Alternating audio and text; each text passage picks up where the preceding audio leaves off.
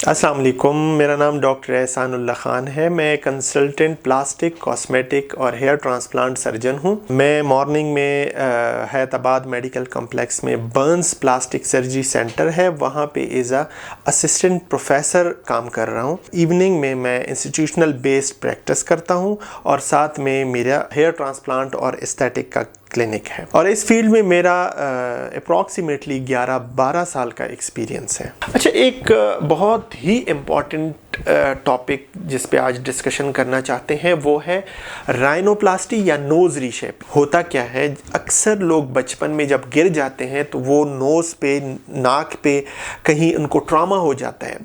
नाक पे ट्रॉमा होने की वजह से उनकी जो नाक के दरमियान वाली हड्डी है वो टेढ़ी हो जाती है, ऐसे टेढ़ी हो जाती है। उसकी वजह से एक तो शेप ख़राब हो जाती है नाक की। दूसरी जो इम्पॉर्टेंट है कि नाक के अंदर जो सेप्टम है वो टेढ़ा हो जाता है, जो एक साइड या दूसरी साइड का जो नाक है वो बंद हो जाता है। ये भी एक बहुत बड़ा मसला होता है।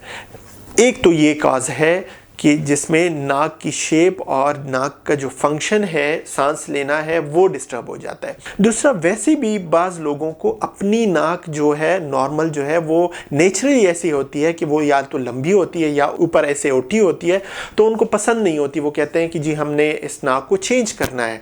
तो इसके लिए जो हमारे पास प्रोसीजर है वो है राइनोप्लास्टी। राइनोप्लास्टी हो सकता है ट्रॉमेटिक भी हो सकती है, जिसमें हम पोस्ट ट्रॉमेटिक राइनोप्लास्टी जिसको कहते हैं, और साथ में एक एस्थेटिक राइनोप्लास्टी या कॉस्मेटिक राइनोप्लास्टी जो आपको अपनी शेप नाक की पसंद नहीं है तो हम उसको चेंज करना चाहते हैं, तो ये भी एक different type of aesthetic rhinoplasty है।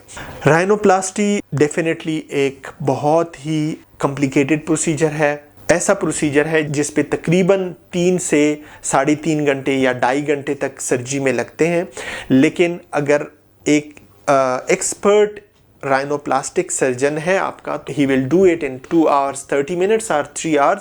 डिपेंड करता है कि वो कैसी राइनोप्लास्टी है, वो उसकी नोज़ की शेप कैसी है, उस पर डिपेंड करता है।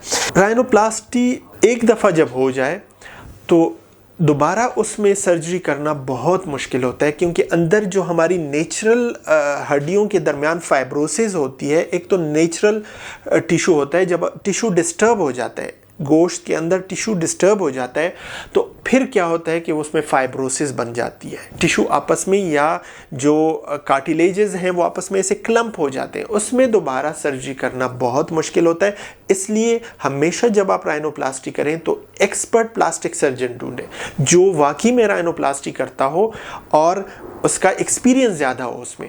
जो पोस्ट ट्रॉमेटिक राइनोप्लास्टी का मतलब है कि कहीं बचपन में आपको चोट लगी है और वो आपके गदूद जो है वो बड़े हो जाते हैं, चूँकि वो सेप्टम टेढ़ा हो जाता है, हड्डी टेढ़ी हो जाती है, तो उस वजह से जो नाक में बंदिश होती है उसकी वजह से आपके गदूद बड़े हो जाते हैं।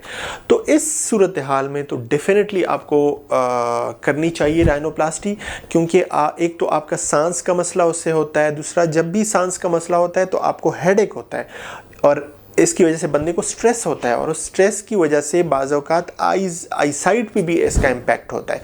तो जब भी इस तरह का प्रॉब्लम हो तो definitely you should go for rhinoplasty. It's a safe procedure, बहुत ही सेफ़ प्रोसीजर है, लेकिन अगर आप सेफ़ हैंड्स में हैं तो इंशाल्लाह इट्स अ सेफ़ प्रोसीजर।